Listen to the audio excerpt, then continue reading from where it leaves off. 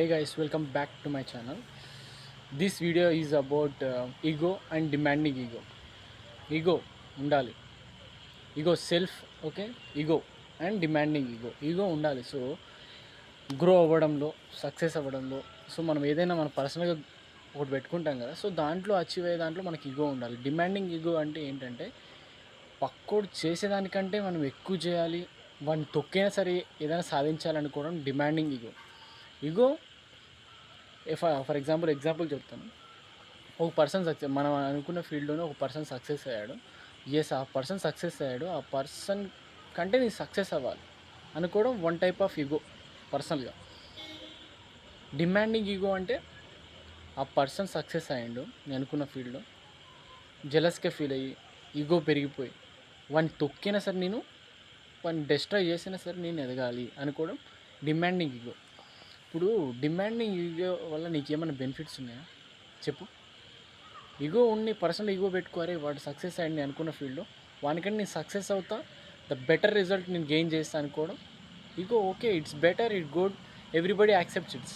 Demanding ego ఏదైతే ఉంటుందో ప్రతి ఒక్కరికి చిరాకు దెబ్బిస్తుంది. అరే వీడు చూడరు ఎంత పొగరబోతున్నా, వీడికి వాడిని తొక్కి వాడిని ఓవర్కమ్ చేయడానికి వీడు ఎన్ని అవస్థలు పడుతుంది చెప్పు. చేయనివన్నీ చేస్తాడు, ఓకే, వాని వెనకాల బ్యాడ్గా నెగిటివ్గా కావచ్చు, ఎన్నో విధాలుగా. డిమాండింగ్ ఈగో అంటే మల్టిపుల్ ఏరియాస్ ఉంటుంది దానికి. ఈగో ఏదైతే ఉందో అది ఒకటే ఏరియా నుంచి మనం అప్లై చేసుకోవచ్చు. పాజిటివ్గా యూజ్ చేసుకోవచ్చు, నెగిటివ్గా యూజ్ చేసుకోవచ్చు. నెగిటివ్ ఏది వస్తుంది, డిమాండింగ్ ఈగో వస్తుంది. పాజిటివ్ ఏది వస్తుంది, పాజిటివ్ సెల్ఫ్ ఈగో. అంటే మనం పెట్టుకుంటాం, మన క్యారెక్టర్లో ఈగో అనేది ఖచ్చితంగా ఉంటుంది, ప్రతి ఒక్కరికి ఈగో ఉంటుంది. అది ఈగో ఈజ్ గుడ్, ఏదైనా మనం అనుకున్న సాధించడంలో అప్లై చేయడము, అది ఈగో ఈజ్ గుడ్ అనమాట. డిమాండింగ్ ఏదైతే ఉంటుందో, మనం ఏదైతే ఈగో ఉందో, ఈగో ఉండాలి కానీ అప్లై చేయొద్దు. అదర్స్ పైన ఈగో అప్లై చేసినాం అనుకో, వాడు ఎలా రియాక్ట్ అవుతారో మనకు తెలియదు. సో ఎందుకు అలాంటి కాన్సిక్వెన్సెస్ అన్నీ క్రియేట్ చేయడం? ఓకే, డిమాండింగ్ ఈగో ఎప్పటికైనా సరే అన్ని ఏరియాస్లో డిమాండింగ్ ఈగో వర్కౌట్ అవ్వదు. ఇది అందరికి గ్రహించాల్సిన విషయం అనమాట. సో యాజ్ ఏ యంగ్స్టర్గా కావచ్చు, యాజ్ గ్రోయింగ్ ఫీల్డ్లో, కమ్యూనిటీలో, వర్క్ ప్లేస్లో ఏదైనా సరే డిమాండింగ్ ఈగో ఎవరికైతే ఉంటుందో వాళ్ళకి దూరంగా ఉండడం అన్న బెటర్. లేదు అది వర్కౌట్ అవ్వట్లేదు అంటే మన కమ్యూనిటీ చేంజ్ చేయడం అనేది వెరీ ఇంపార్టెంట్. మార్చుకుంటే మనకే బెటర్. డిమాండింగ్ ఈగో పీపుల్ ఎక్కడైతే ఉంటారో అక్కడ మనకు గ్రోత్ ఉండదని మనం 100% మనం తెలుసుకోవాలి, అబ్జర్వ్ చేయాలి అంతే. అది మనం బ్లైండ్గా నమ్మాల్సిందే.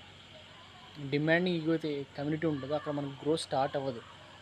ఈగో ఉంటుంది కానీ వాళ్ళు అప్లై చేయరు, వాళ్ళు గ్రోత్ పైన అరే ఎదగాలి, గ్రో అవ్వాలి, ఎస్ వర్క్ మీద ఏదైతే ఫోకస్డ్ వర్క్ ఉంటుందో అక్కడ గ్రోత్ ఉంటుంది. కానీ ఈ డిమాండింగ్ ఈగో, అనవసరమైన ఈ చిట్ చాట్లు ఇవి ఉంటాయి కదా, చిల్లర మాటలు ఉంటాయి కదా, అలాంటి కమ్యూనిటీలో మనం ఉండడం అస్సలు కరెక్ట్ కాదు.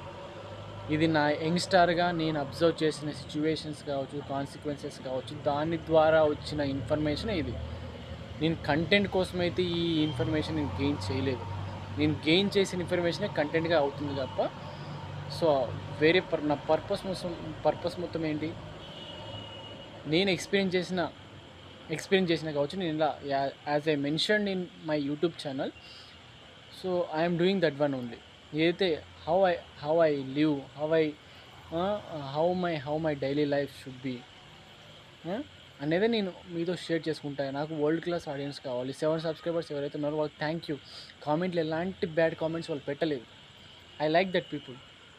Thank you so much. నేను అప్రిషియేట్ కూడా చేస్తాను. సబ్స్క్రైబర్స్ కోసమే 100K సబ్స్క్రైబర్స్ ఎప్పుడైతే అవుతారో ఓన్లీ సబ్స్క్రైబర్స్ కోసమే ఒక వీడియో తీస్తాను. That should be fantastic.